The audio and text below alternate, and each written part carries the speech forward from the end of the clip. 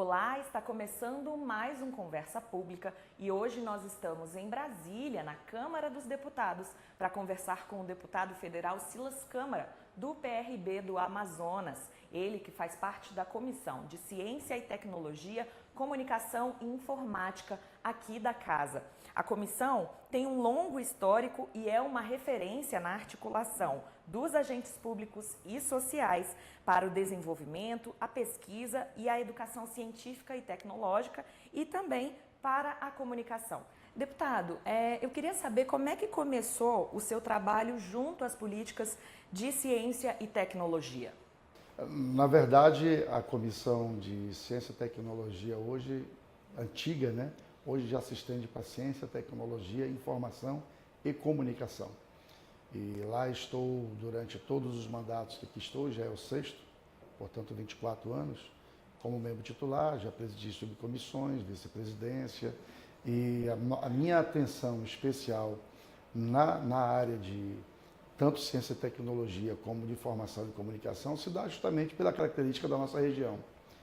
Nós somos, eu sou deputado do estado do Amazonas, temos aí 98% do nosso território preservado, uma biotecnologia fantástica, uma biodiversidade fantástica a ser explorada, e os desafios da região são os desafios do Brasil. Recurso para a ciência, tecnologia, motivação para os cientistas se deslocarem, estarem ali criando uma nova possibilidade econômica na região, é muito grande o desafio. E essa comissão ela é estratégica para tudo isso. É bom lembrar que um dos acontecimentos, e até esse ano nós já estamos tentando avançar para esse ponto, mas durante esses anos, vários anos, nós conseguimos, por exemplo, descontingenciar ou não permitir contingenciamento na área de pesquisa. E quando você faz esse gesto de demonstrar para o Brasil e para quem milita a área de pesquisa, de que não tem fronteira, não tem possibilidade de que eles tenham contingenciado os recursos orçamentários para pesquisa e para ciência e para tecnologia, isso é um sinal muito claro de que a gente quer que o Brasil avance. Possibilidade do Brasil avançar sem educação e sem pesquisa é zero. Então, todo esse contexto somado ao da comunicação, cheguei aqui em 99, o Amazonas, por exemplo, não tinha telefones residenciais ainda em 35 municípios, eram só postos telefones.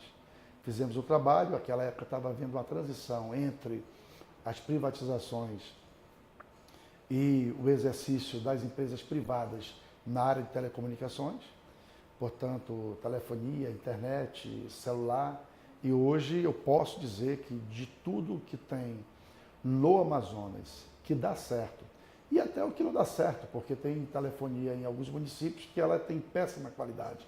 E a gente hoje briga por qualidade, mas antigamente brigávamos para ter celular, antigamente brigávamos para ter telefone nas residências, para ter uma internet minimamente de qualidade ou não. Hoje já temos a conquista, por exemplo, do satélite da Telebrás, que foi uma intervenção da comissão junto ao governo federal, que se convenceu de que no Amazonas, por exemplo, na Amazônia, não tem solução de fibra ótica que dê jeito, precisava ser satélite, um satélite especial. E hoje nós já temos o satélite do governo federal operando. Nos próximos dias, todas as escolas terão antenas, estações, microestações por antena para receber esse sinal gratuitamente e de boa qualidade, já que é banda larga. E também estendido a muitos municípios do Amazonas, que hoje, por exemplo, tem prefeitos às vezes prejudicados na sua prestação de contas porque não tem como enviar um balanço via internet para o Tribunal de Contas da União ou do Estado. Ou seja, tudo que eu estou falando para você é um pequeno blife, mas ser deputado do Amazonas, se você tiver interesse em integração na economia e na qualidade de vida das pessoas, não tem como fugir de ciência, tecnologia, comunicação e informática. Quais são as principais atribuições da Comissão de Ciência e Tecnologia, Comunicação e Informática? O que ela faz, o que ela aborda? As atribuições da comissão elas são bem extensas, ela discute todos os assuntos envolvidos nessas áreas que acabei de dizer, e ela também tem a prerrogativa de aprovação, inclusive, de emendas ao orçamento, emendas de comissão ao orçamento, provendo assim recursos para a área de ciência e tecnologia, ou afins da própria comissão. Então, a comissão ela é robusta, ela está entre as 5 comissões mais importantes da Casa, já que somos 25, e ela é uma comissão com uma característica muito interessante, são mais de 50 membros titulares da comissão, então mais de 100 deputados entre titulares e suplentes têm um exercício nessa comissão bastante laboroso, e é uma comissão, sem dúvida nenhuma, estratégica para o Brasil. De que maneira a comissão analisa as questões relacionadas a todos os setores que compõem esse campo de atuação da comissão? Ela analisa na medida em que os deputados que representam a federação e representam o povo brasileiro, na verdade, representam o povo brasileiro, quem representa os estados é o Senado, mas aqui na Câmara os deputados representam o povo, eles fazem naturalmente a comissão se movimentar através do que eles trazem da sua base, reclamações, pleitos e, obviamente, que dentro da casa, as proposições legislativas que tramitam nessa área e que são necessariamente debatidos na comissão. Então, todos os assuntos que dizem respeito à ciência, tecnologia, informação e comunicação são assuntos importantes, debatidos e soluções achadas para muitos deles na Comissão de Ciência, Tecnologia, Informação e Comunicação. Hoje, algumas áreas vêm sofrendo cortes de verbas do governo, que tem buscado, com isso, equilibrar as finanças federais. Como que esses orçamentos mais enxutos podem afetar o trabalho de áreas de desenvolvimento tecnológico e de comunicação? Acho que pode não, vai com certeza, né, atingir.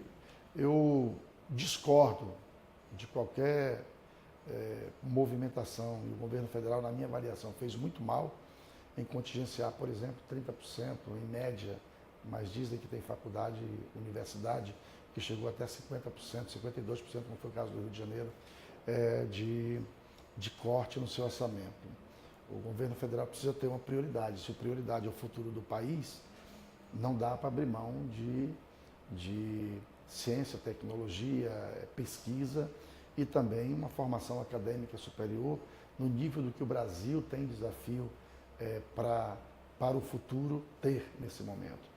E essa questão do contingenciamento em qualquer área de educação, ciência, tecnologia e saúde é uma coisa muito, incomoda muito as pessoas, porque chega rapidamente aonde as pessoas vivem, onde as pessoas estão e nos sonhos das pessoas, né? Então, a resposta incomoda muito, prejudica muito e o Brasil erra em contingenciar. O Brasil precisa de diálogo. O novo governo se instalou e a população o elegeu para unir o Brasil, não foi para separar o Brasil, né? E a falta de diálogo acho que é um grande desafio do atual governo. Como o senhor avalia hoje o setor de desenvolvimento tecnológico, considerando que o Brasil ainda importa grande parte da tecnologia usada em empresas do país? É muito complicado você dizer que pesquisa só do Brasil é boa, ou só da China é boa, ou só da Coreia do Sul é boa, ou só dos Estados Unidos é boa. Você vê todas as grandes equipes de pesquisa do mundo hoje tem bons brasileiros e pesquisadores de ponta, homens e mulheres competentíssimas que, por limitação de ter oportunidade e investimento na sua terra, procuram os grandes centros para poder se aprimorar e fazer aquilo que gostam, que é descobrir coisas novas, coisas que ajudem o mundo e a população do mundo. E no Brasil é de fato um desafio muito grande, porque é muito limitado esse arcabouço legal, tanto em termos de legislação como também de recursos, para que eles possam desenvolver os seus sonhos em descobrir coisas importantes para a humanidade. Portanto, se você comparar o que o Brasil vive com o mundo, é uma coisa muito desproporcionais para os países de primeiro mundo, né? Mas também é bom dizer que nós também não estamos lá atrás. Tem outros países que estão também bem atrás do que o Brasil está. O que eu espero é que esse governo, como disse que queria, e como as Forças Armadas mesmo, de onde o presidente é oriundo, pregam com muita força de que a pesquisa, a ciência, a tecnologia é importante para o desafio, inclusive, da proteção nacional, que esse governo se una em torno da consciência de que só será melhor o futuro se nós investirmos nessa área. Como são feitas as parcerias entre o Brasil e outros países para a troca de bens tecnológicos, como projetos e equipamentos, conhecimento avançado? A Câmara aprova, sim, dezenas de termos de cooperação.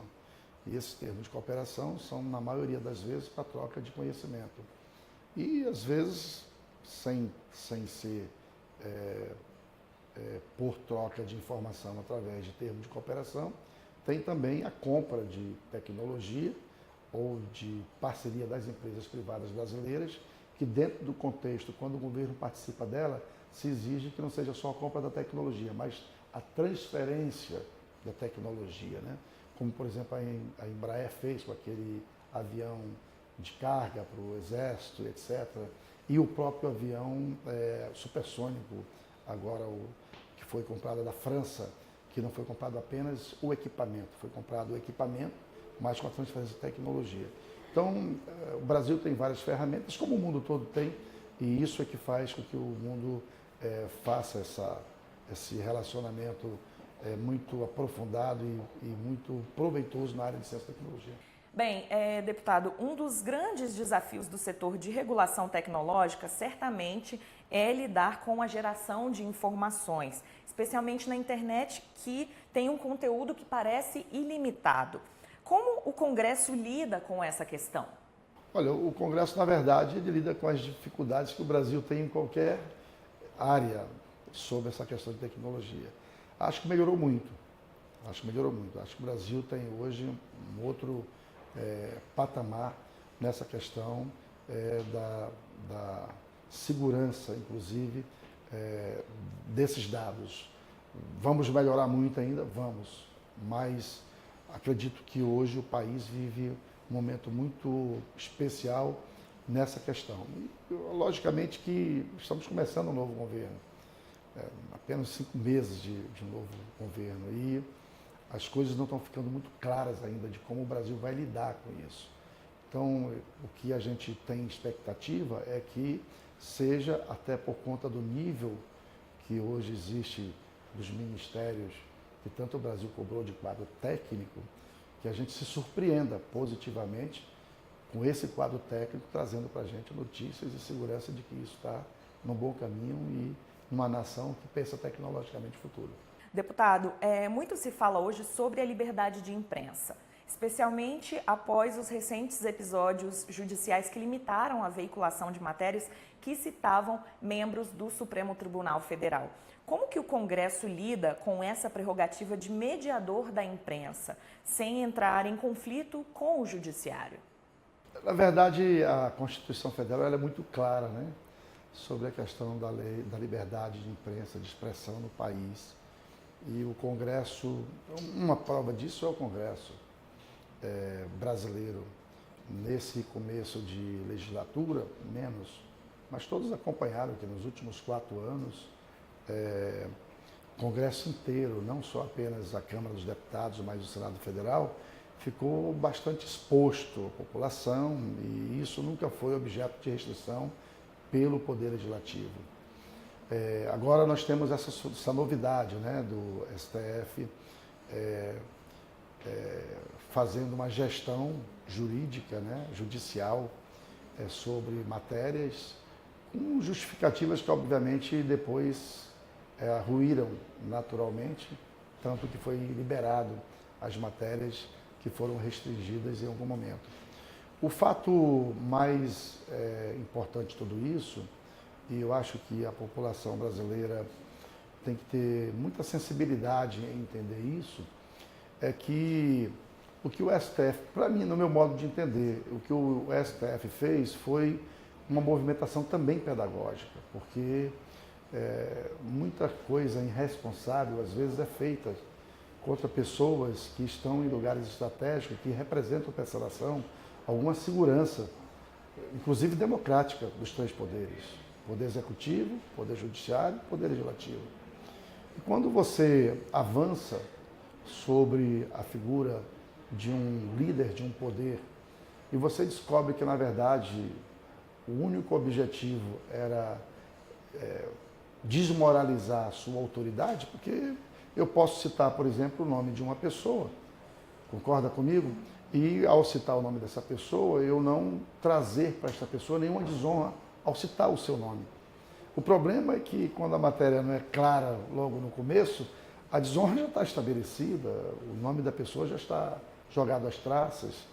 E no momento em que o Brasil precisa de estabilidade, isso é muito sensível. E eu não quero entrar no mérito, porque é muito delicado falar entre o que é certo de proteger uma honra e o que é errado em tirar uma liberdade de expressão.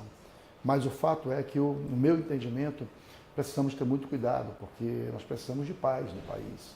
Em termos de liberdade de expressão, a Câmara, o Congresso, o Senado já deu o seu testemunho de que não só aprova, vive, como também não restringe. E como é realizado o processo de concessão de canais de TV e emissoras de rádio aqui no país?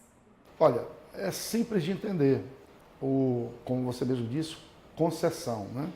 Então, o governo brasileiro, através desse relacionamento afinado que tem com a agência que também cuida do setor, eles se entendem sobre o que tem disponível e dentro do que tem disponível no espectro para ser operado tanto de TV como de rádio e também na área de telecomunicação, eles distribuem isso nas categorias que cobre a população, educativo, comunitário e comercial.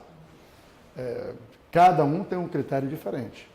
O comercial é licitação pública, é quem paga o melhor preço para exercer a geração daquele veículo, daquele instrumento por tempo determinado.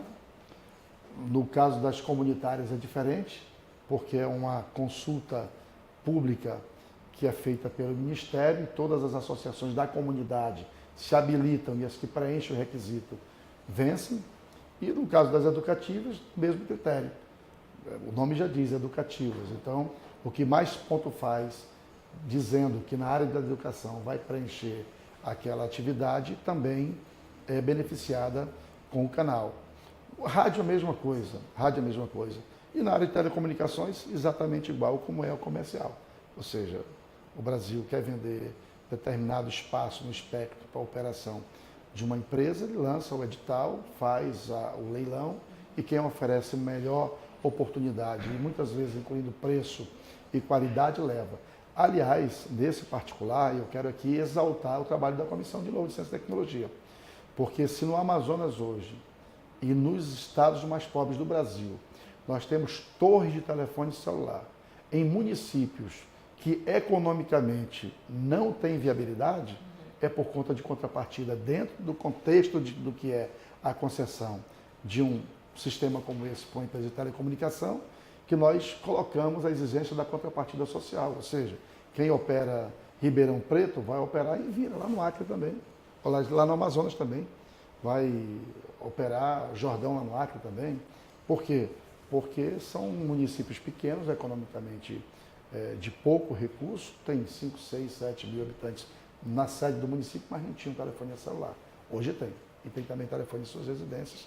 E em todas as comunidades, com mais de 300 casas, também telefone nas residências. Obviamente não temos celular ainda, mas agora com o satélite da Telebrás, na Amazônia, no Amazonas, nós vamos ter, se Deus quiser, telefonia celular, inclusive nas comunidades. A comissão lida ainda com os serviços postais. A maior empresa desse ramo no país, que são os Correios, é alvo de estudos sobre a privatização. Como é que a comissão vê essa possibilidade de privatização dos Correios? O Correio brasileiro já foi considerado o órgão mais confiável do Brasil, junto com as Forças Armadas. Infelizmente, nos últimos 12 anos, o Correio foi desaparelhado. E nessa área postal, não dá mais para ter exclusividade no Brasil. No mundo não tem mais exclusividade para nada. A competição ela é importante até para aperfeiçoar o setor, né? E com a competitividade, o estudo que se ouve falar é que o Correio perdeu essa competitividade e perdeu também uma parte importante da sua estrutura. Como o governo não tem recursos para investir, o que resta? O que resta é ou abrir o capital, mais ainda, e fortalecer uma empresa, ou se não quiser gerir, de fato, passar para a iniciativa privada e exigir uma contrapartida de qualidade, de verdade, que é o que o povo brasileiro quer. Portanto, a gente vê com muita preocupação, mas do meu modo de pensar, é algo que, infelizmente, não é simplesmente a vontade de deixar estatal ou não deixar. É saber se o Brasil tem condições ou não de manter esse serviço como serviço de governo sem qualidade. Deputado, finalizando nossa conversa, diversos temas tramitam na comissão. O que o senhor destaca dessa pauta atual? As principais pautas da Comissão de Ciência e Tecnologia é o conhecimento, pode acreditar, do que todos os setores envolvidos na área de ciência, tecnologia e comunicação têm planejado para os próximos 4 anos. Então, ouvi a Anatel, ouvi o Ministério da Ciência, Tecnologia e Informação, ouvi as empresas de telecomunicações, ouvi, enfim, todos os setores envolvidos, é o principal foco de atenção da comissão nesse momento. Até porque a casa começa a se organizar agora. É bom lembrar que metade da Câmara dos Deputados são de novos parlamentares. Esses novos parlamentares, eles naturalmente, no início da sua legislatura, eles vão trabalhar as novas proposições legislativas. E isso é que vai tramitar na casa. Boa parte do que tinha em dezembro, se o deputado não se reelegeu e alguém não requereu para que fosse desarquivado, eles somem naturalmente da composição ou do sistema de funcionamento de análise legislativa. Então, acho que nesse momento, todas as comissões, eu sou presidente da Comissão de Minas e Energia, também aqui na casa, por exemplo, e nós não saímos da fase ainda de ouvir as agências reguladoras e os ministérios e os projetos do governo federal para a população brasileira nos próximos 4 anos. Deputado, eu queria agradecer por sua participação aqui no nosso programa, por ter aceitado o nosso convite. É sempre um prazer a gente saber um pouquinho mais sobre o trabalho daqueles que a gente elegeu para nos representar aqui no Congresso Nacional. Foi um prazer. Eu que agradeço à Rede Boas Novas, parabenizá-los pelo excelente trabalho que fazem no Brasil, uma rede que tem uma programação limpa, importante para a população brasileira. O governo federal hoje se preocupa muito com a pauta de costumes, né? Fala-se muito de um Brasil que valoriza a família, o ser humano, a ética, a moral, o comportamento da família. E tenho certeza que a Boas Novas é uma ferramenta poderosa que Deus levantou no Brasil para esse novo tempo e para esse novo desafio. Muito obrigado. Bem, e o Conversa Pública fica por aqui. Eu agradeço a sua audiência e até a próxima.